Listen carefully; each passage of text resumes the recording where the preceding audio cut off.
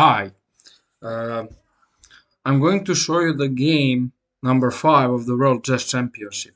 Nepo striked again, and he bounced back to his leadership, which is now going to be 3 versus 2 versus Chinese player Ding Liren.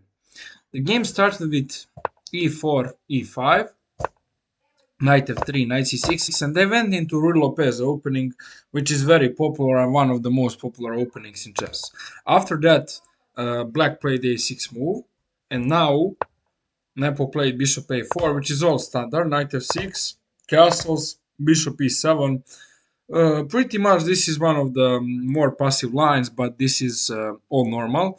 And after d3, Ding played b5. So bishop b3 is only move, and now d6 preparing castle and very common develop of the bishop on b7 eventually might be on g4 but very rarely c3 castles and now h3, not allowing in any sort of sense knight g4 or something because there might be some bishop e3 at some point eventually.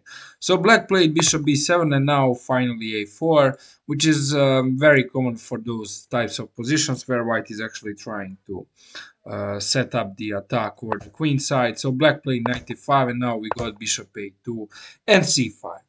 And after this situation, white finally develops his bishop from c1, while Ding goes h6, and we got bishop takes.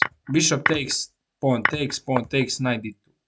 It's all very common. Nobody's having specific advantage. White is slightly better, but the game is pretty much going on. After that, we got knight c6, and now we got bishop d5. I like this move. It really gives white a lot of the flexibility. He can do a lot of different stuff and actually make the position in a very good way. After we got this, we got rook a1, queen a1, and now queen d7. So after queen d7, the main idea was just to put the rook on a8 at some point, and that's what Ding did. After rook e1, he played rook a8, and all of this is pretty standard. And I think at this point of the game, we got into the first critical moment because black played pretty passive move, which is a bishop d8. D8. And I think this is where the things started going wrong for Ding.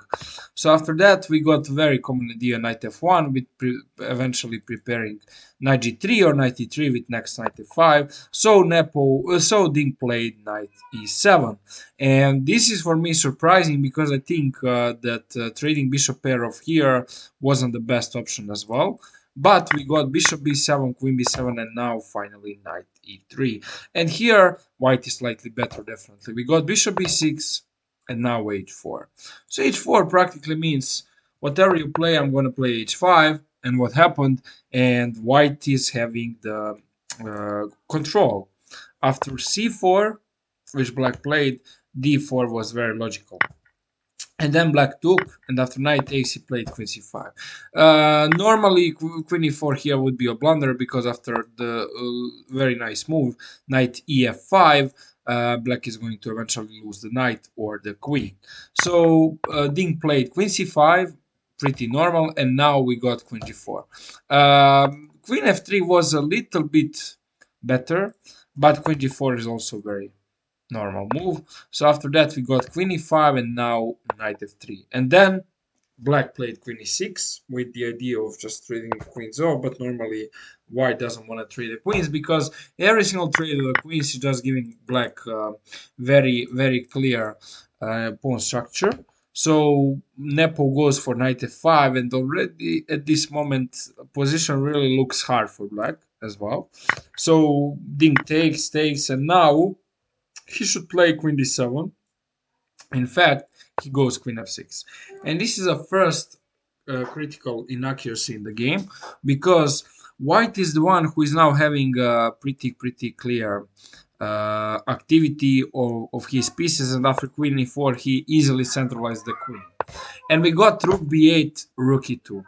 I guess the purpose of this move was just a waiting move, where he's now preparing g4 and king g2 stuff, and white is the one who's controlling a lot of the things. So after that, we got bishop c5, now g4, and then queen d8. And it sort of feels after queen d5 that white is the one who is controlling everything specifically. So after queen d5, we got king f8, king f1, and I already feel so bad for black. It looks very hard now because white is now going to play rook e4, which eventually happened in the game with the next g5 and rook g4. And the big problem here for Dink, what is he going to do next? There's nothing. That's the biggest issue. So that's how the Nepo strike back. After rook b8, he goes g5.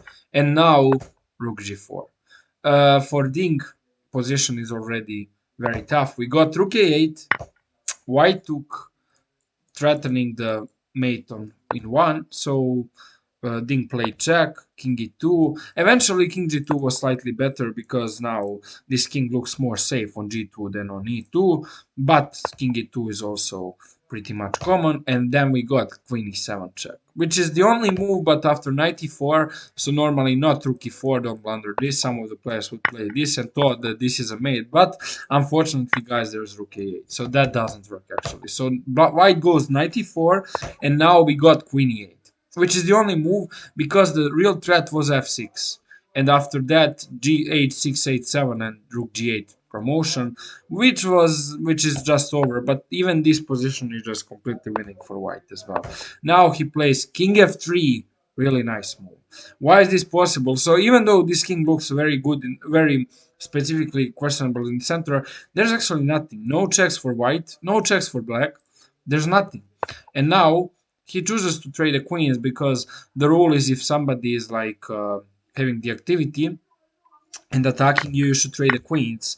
And now after rook a8, unfortunately for Ding, this position is completely demolished because after f6, he played g6. For example, if he tries g takes f6, which would be expected, there's this move and there's very nice option knight g8, and after king e6 there's unstoppable h7 and h8 promotion. So that's actually the point here. So that's why Ding played g6, and we got pawn takes, rook takes, and now the idea is coming off the board. Rook a2, and now the problem, what is black is trying is rook b2 and maybe some rook f2 eventually. I thought Ding just confused to just try to confuse Nepo here, but Nepo didn't get confused. He played king g4 with eventually idea of king f5, and after rook b2 he could also play king f5, but he chooses to play rook h6, and after this moment we got the final resignation. So white won the game, Nepo strikes again, and we are again having a nice World Chess Championship match.